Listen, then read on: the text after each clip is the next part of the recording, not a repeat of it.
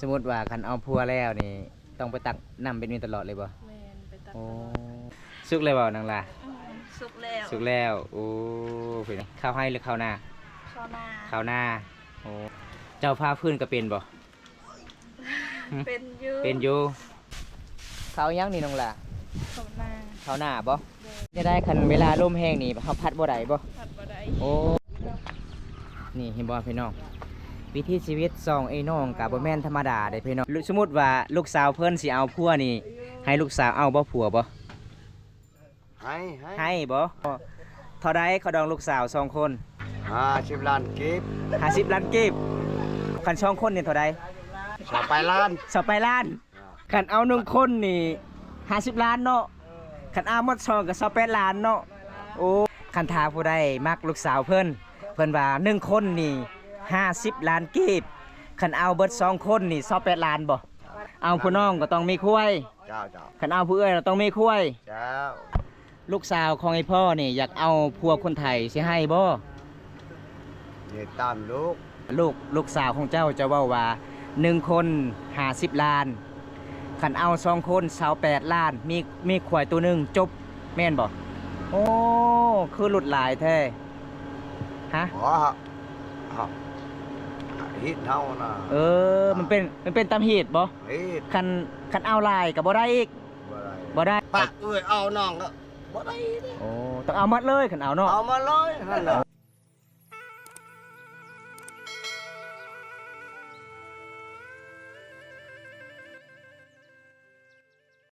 มาซอยเอื้อยบ่1ข่าวบ่สิดาเจ้าซื้อนางสิดาบ่โดยโอ้เพิ่นมาซอยเอื้อยได้อันนี้ก็คือน้องพี่น้องของน้องสาวลาบรรยากาศในเขตหมู่บ้านของสาวลาพี่น้องเพราะว่าหมู่บ้านนี้ก็มันจะมีไฟฟ้าเด้หมู่บ้านนี้เด้เพิ่นบอกพี่น้องเพราะว่าเขาเจ้าก็ตั้งเฮือนก็อยู่แคมถนนเลยพี่น้องเส้นทางนี้เมืองน้องก็ไปสู่เมืองโตยเด้อยู่ทางพุ่นก็จะเป็นเมืองโตยพี่น้องอยู่ทางนี้ก็จะเป็นเมืองนองทางนี้พี่น้องบรรยากาศยังแรงโอ้ยวิวธรรมชาติสดๆงดงามเลยพี่น้องเป็นจังได๋น้องล่ะข้าวคอนเนาะสมมติว่าคันเอาพัวแล้วนี่ต้องไปตักน้ำเป็นมีตลอดเลยบ่แมนไปตักตโอ้ลอดแบบสาวเขตชนบทก็ต้องเฮียนตอนอยู่เฮือนอีพ่ออีแม่เนาะต้องเฮียนแบบนี้ก่อนพี่น้องเวลาสิเอาพัวมันก็สบายเนาะเฮาเคยเฮ็ดเวียกแล้วพี่น้องเพราะว่าน้องล่าก็หากันมาแต่ตักน้ำพี่น้องก็บ่เป็นง่ายเด้พี่น้องเอ้ยเดินทางก็โอ้ยพี่น้องมันหลายกิโลฮอด2 ปลายกิโลนี่ล่ะพี่น้องไกลอีหลีพี่น้องคันผู้ใดบ่เคยหามนี่โอ้ยพี่น้องเอ้ยมันก็สิบ่รอดล่ะพี่น้องอันนี้มันก็เคยหาบแต่เช้าฮอดแรงแต่แรงฮอดเช้าก็เคยหาบไปใช้ชีวิตประจำวันก็เพิ่นว่าสบายนิดนึงพี่น้องบ่หนักปานใดใครที่มีน้องสาวซอยเนาะคันน้องสาวบ่ได้ซอยนี่แล้วเลยผู้เดียวเจ้าเมื่อยหลาย อันความฝันของน้องอยากได้อีหยังหน้าจอคือเก่าบ่โดยโอ้อยากมีเงินแปลงหน้าจอโทรศัพท์เนาะเพราะว่าสบายเวลาเฮาเฮ็ดเวียกเฮ็ดงานนี่เฮาฟังเพลงมันก็เซาเมื่อยเนาะช่วงนี้ก็โทรศัพท์ลิ้นก็บ่มีพี่น้องเอ้ยเพราะว่าลิ้นก็ได้อยู่แต่หน้าจอแตกเวลาเฮาลิ้นนี่มันก็กดไปกดมาพี่น้องมันก็สิยากพี่น้องมันสลับซับซ้อนพี่น้องเอ้ยชื่อเพลงของน้องคือชื่อนี่ใดน้องลาลูกสาวกลางภาษาไทยเนาะก็สามารถทางหาใดพี่น้องเอ้ยเพิ่นก็มาซอยเอื้อย1ข้าวบรรยากาศยามแลงพี่น้องส่วนน้องลาก็เพิ่นก็พักผ่อนก่อนมื้อนี้พี่น้องเอ้ยเพราะว่าเพิ่นว่าเมื่อยหลายไปตักน้ำพี่น้องก็เลยมาเบิ่งน้องสาวเพิ่นสวยเขาพี่น้องเอ้ย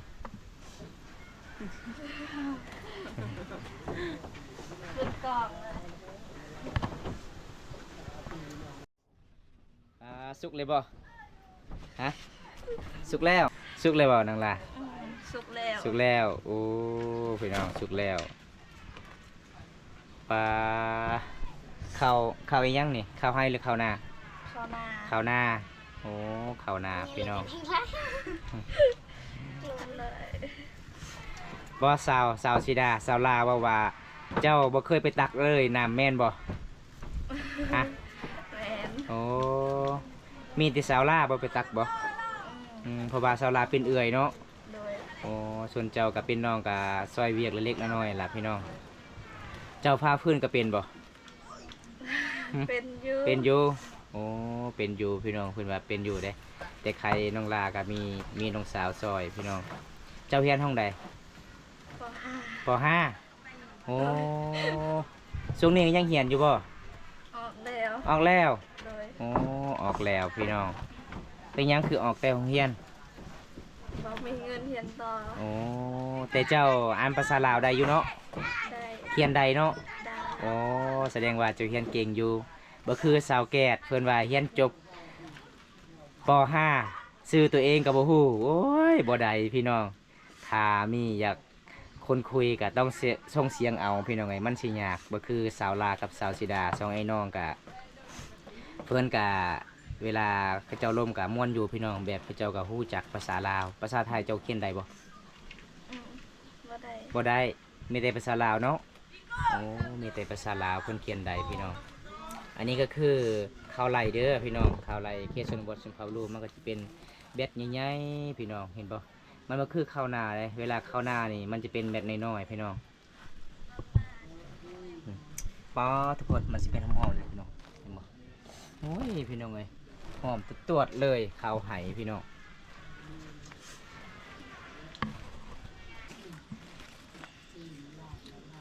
อันนี้สาวสีดาเด้อพี่น้องเป็นน้องเจ้าอายุจักปีเลยเจ้า 15 15 ปี โอ้ สาวสีดา15ส่วนสาวล่า16 ปี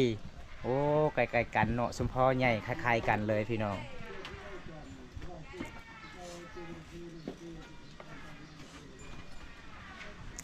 นี่ครับวิธีชีวิตสาวมังกรเด้อพี่น้องเอ้ยสาวสีดากับสาวล่า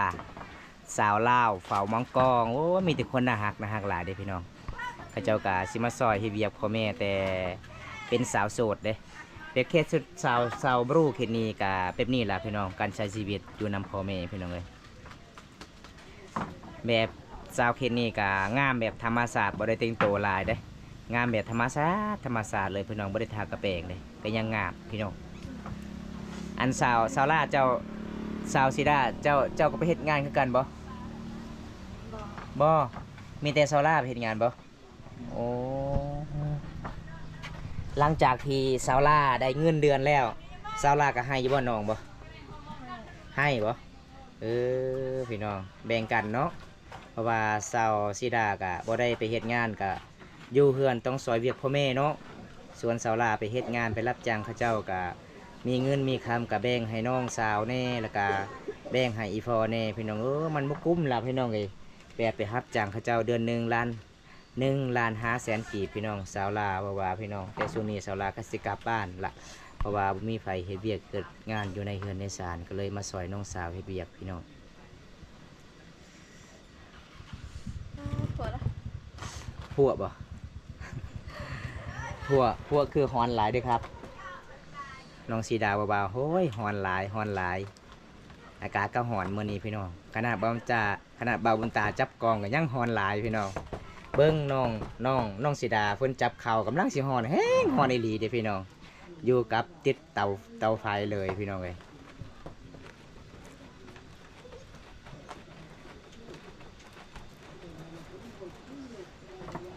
ครับสาวลาวฟ้ามังกรครับ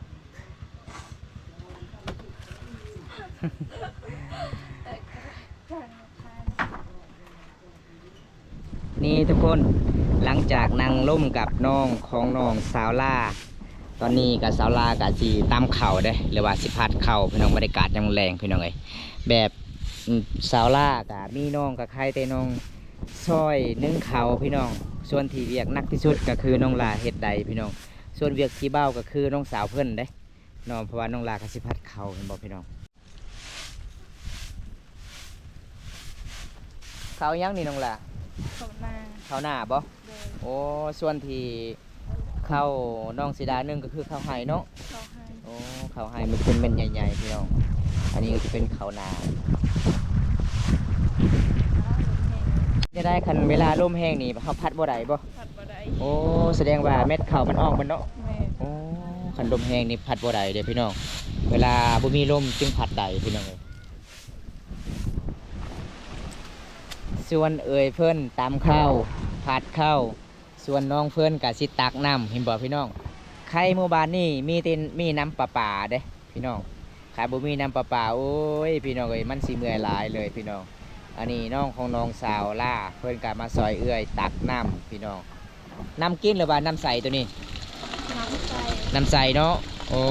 น้ำใสเวลาเขาเฮ็ดกินพี่น้อง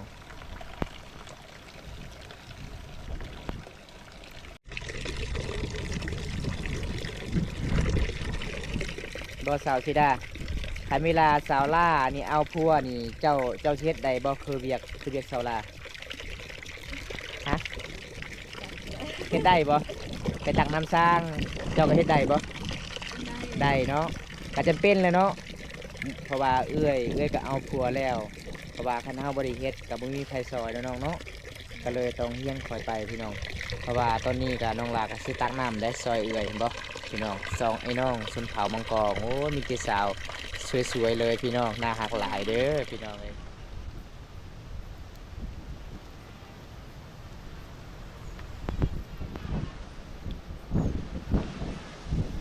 โอ้ย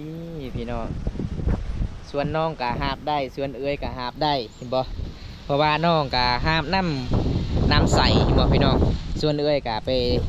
ตักน้ำสางเพราะว่าใครเพิ่นก็มีน้องมาซอยได้พี่น้องคันบ่มีน้องนี่โอ้ยพี่น้องเอ้ยบรรยากาศยามแลงๆพี่น้องเขตสาวลาวฟ้ามังกรก็แบบนี้ล่ะพี่น้องวิถีชีวิตสาวลาวเขตนี้ได้ก็เลยสวยเวียกพ่อแม่พี่น้องตอนเป็นสาวโสดพี่น้องเอ้ยนี่ครับบรรยากาศยามแลงครับผมนี่เห็นบ่พี่น้องวิถีชีวิตสองไอ้น้องกับบ่แม่นธรรมดาเด้พี่น้องเห็นบ่หลังจากที่เอื้อยมา5กะตักน้ำสางส่วนน้องกะสิซอยเอื้อยตักน้ำใสกินนี่ล่ะพี่น้องเห็นบ่วิถีชีวิตสาวลาวเผ่ามังกรเป็นมีล่ะพี่น้องโอ้ยพี่น้องวิถีชีวิตสองไอ้น้องเห็นบ่คันนี้กะน้องสีดาเพิ่นกะสิขึ้นศาลล่ะพี่น้องเอ้ยปลาทุกคนน้ำเต็มขุเลยได้พี่น้องจนหนักหลายได้เห็นบอกพี่น้องพิธีชีวิตสาวลาวพี่น้องเลยสาวลาวผ่ามังกรโอ้ยพี่น้องมันก็ไม่ใช่เรื่องง่ายๆเลยพี่น้องการใช้ชีวิตนี่หลังจากที่เพื่อนหาบน้ำตักน้ำขุแล้วเพื่อนก็ถอกใส่กระติกเห็นบอกพี่น้องแต่ละมือเลยบ่น้องชิดาเจ้าไปตักน้ำแบบนี้บ่โอ้เวียกไผ่เวียกมันเนาะเห็ดกับน้องลาเนาะส่วนน้องลาก็ไปตักน้ำใกล้ๆพี่น้องส่วนน้องสีดาก็ไปตักน้ำใกล้กับบาทนี่แหละพี่น้องทุกคนเมื่อนี้ก็ได้พ่อของสาวลาสาวสีดาได้สบายดี ไปดี บันสวนบ่ มันชวน โอ้ฮักกะมาที่ไสนี่ฮะ หามาให้ว่าเมียไขอยู่บ้านได้แล้ว อยู่บ้านบ่เจ้าบ่ จ้า เมียเป็นไข้เมียบ่สบายบ่ เมียบ่สบายมาหมุกูก็กิน โดยอันเจ้าอันเป็นอีพอของน้องลาน้องสีดาบ่โอ้ ลาชะดาแม่นแล้วพอมันนั่นแหละ โอ้สมมุติว่าลูกสาวเพิ่นสิเอาผัวนี่ให้ลูกสาวเอาบ่ผัวบ่ ให้ บ่ ให้ โอ้เท่าใดเขาดองลูกสาว2คน50 ล้านฮะ 50 ล้านกิบ 50 ล้านกีบต่อ2คนเลยบ่ ฮะ 2คนเลยบ่50 ล้าน เดียวได้ ในได้บ่เกี่ยวในได้ เดียว ผู้เดียว มันช่องคนโอ้ยบ่ได้เด้ โอ้ มันช่องคนนู้ไหล โอ้ขาดอง50 ล้านเฉพาะ1คนต่อ1คนเนาะโอ้คัน2คนนี่เท่าใด เอาบวกเบิ่ง อ้าวข่อยบวกบ่เป็นเลข2คนลูกขาดองลูกสาวพ่อเท่าใด2คน ชาไปล้าน สอบไปล้าน โอ้คัก เห็นถ้าว่าเป็นค่าดองว่าควายเลย โอ้ เห็นบ่ แมน แม่ก็บ่ให้เลย โอ้ ควายได้ โดย นั่นล่ะ ขันเอา1คนนี่50 ล้านเนาะขันเอาหมด2ก็28 ล้านเนาะโอ้จังสันไว้พอบ่โอ้พี่น้องฟังนำกันเด้อพี่น้องก็คืออีพ่อของน้องลาน้องสิดาเพิ่นว่าคันทาผู้ใดมักลูกสาวเพิ่นว่า1คนนี่50 ล้านกีบคันเอาเบิด2คนนี่28 ล้านบ่โอ้28 ล้านมีควายตัวหนึง ในนั่นบ่ ควายตัวนึงจับชีส ชาวไปล่า สไปล้าน โอ้คัก ดอก ๆควายเด้ ๆคักเนาะ ควายเด้ที่เฮาฮีเฮา ต้องมีควายตัวหนึงบ่ ควายเรื่องฮีน้องคือกัน ควายจะมี น้องคือกันมัน มีหยังหนอ เอาน้องก็ฮี โอ้ ขาดอกควาย โดยเอา กันมัน เอาผู้น้องก็ต้องมีควาย เจ้าเจ้า คันเอาผู้เอ้ยเราต้องมีควาย เจ้า โอ้คันเอามา2คนขะดอง28ล้านก็เอา แม่นบ่ ต่างบ้านก็เอาอะไรดอก โอ้ ต่างใกล้บ้านนี่ว่าบ้านเดียวก็เอาผู้ชาย โอ้ เอาผู้ชายแล้วต่างบ้านโอ้ โอ้เอาสมมุติว่าลูกสาวของไอ้พ่อนี่อยากเอาผัวคนไทยสิให้บ่ นี่ตามลูก โอ้ ลูก ตาม โอ้ย ลูก พ่อไอ้ได้ปุ่นไปนี่มันถ้าพ่อทำหลัง โอ้ ทำพ่อทำแม่ทำอาย โอ้ ทำน้อง โดย นั่นน่ะ โดย อย่าไปดูที่ประเด็นนั่นไว้ลูกเขาเนี่ย โอ้ ล่ากระชดาเนี่ยในนั่นเนี่ยว่า พี่น้องค่อยละคิดว่าลูกสาวของเจ้าจะเว้าว่า1คน50ล้านคันเอา2คน28ล้านมีควายตัวหนึงจบแม่นบ่โอ้คือหลุดหลายแท้ฮะ อ๋อฮิตเท่านะ มันเป็นตามเหตุบ่ ฮิต คันเอาลายก็บ่ได้อีก บ่ได้ บ่ได้มีแต่28ล้านคันเอามาซ่อง ขาดองอีกตะนั่นตะหากได้ แม่นแม่น ไก่หมูตะหาก โอ้ เฮ็ดอันนี้นั่นตะหากได้ พี่น้องเอ้ยพี่น้องเอ้ย แต่ว่า พี่น้อง ถือว่าเอาพวยฮิตเท่ายังจำได้ แม่น เจ้ากินข้าวก็กินนั่นนะว่าดี แม่น นั่นน่ะ บอมตาละ จับเห็ด จนว่ามาออกได้พี่น้องเพราะว่าบอมตาก็สิถามอีพ่อของน้องหลาพี่น้องอีพ่อน้องหลาบอกว่าคันเอาลูกสาวเพิ่น1คน50ล้านคันเอาเบิดซอง28ล้าน มีควาย1โตวโอ้ยพี่น้องเอ้ยมันสิแปลกเลยเด้เพิ่นว่าเอาหลายบ่ได้ก็เลยลุดเอาพี่น้อง แม่นบ่แม่นเนาะ บ่ว่าคนหนึง คนหนึง ช่องคนกับช่องโต โอ้แต่ นั่นเลย แต่เงินสด28ล้าน บางเงินเอื้อยต่างหากน้องต่างหาก แม่น เฮ็ดคือกันหมัด โอ้ ไว้หมัดเฮ็ดเท่านะนั่นน่ะว่า โดย นั่นแหละ โอ้ ปะเอื้อยเอาน้องก็บ่ได้เด้ โอ้ต้องเอาหมัดเลยขันเอาเนาะ เอามาเลยนั่นน่ะ โอ้ม่วนพี่น้อง เอาลูกน้องปะเอื้อยเนี่ยบ่ได้ บ่ได้ขันเอามาช่องเลย เอาบ่ชอบเฮ็ดเท่านะ โอ้โดย เฮ็ดบ้านเท่านะ โดย เฮ็ดบ้านมันนี่ โอ้โดยเอาขอบใจละลายเด้อโอ้ขอบใจละลายพี่น้อง นั่น โอ้สิ่งไม่คักเลยเนาะวิถีชีวิตเจ้าเนาะ เป็นมาเมื่อหลายไอเอ้ยมือนี่กะตักนำ2เทื่อนึ่งเขาวส่วนน้องหลากะสิฟัดข้าวสิตามข้าวพี่น้องโอ้ไอกลับกันเด้อน้องลาสิดาบ๊ายบายเป็นจะได้น้องลามื้อนี้เฮ็ดเวียกมื้อหลายบ่ บ่ได้เมื่อย บ่ได้เมื่อยเป็นจะได้อีพ่อเจ้าว่าเขาดองเจ้า50ล้านเอาใดแม่นแท้บ่ฮะ บ่ฮู้ บ่ฮู้นำอีพ่อเนาะ โดย แล้วแต่อีพ่อเว้าเนาะ โดย มื้อนี้ไอมาเยี่ยมยามน้องกับบ่มีหยังหลายเด้น้องเด้อ โดย เพราะว่ามื้อนี้ก็อัปเดตวิถีชีวิตน้องเพราะว่ามื้อหน้าอายก็มีเวลาว่างมากันใหม่เด้อ โดย คลิปนี้ขอจบไว้เท่านี้คลิปหน้าพบพอกันใหม่พี่น้องขอกล่าวคำว่าสบายดี FC กันเน่บันสวนบ๊ายบาย สบายดี FC บ๊ายบาย บ๊ายบาย เออ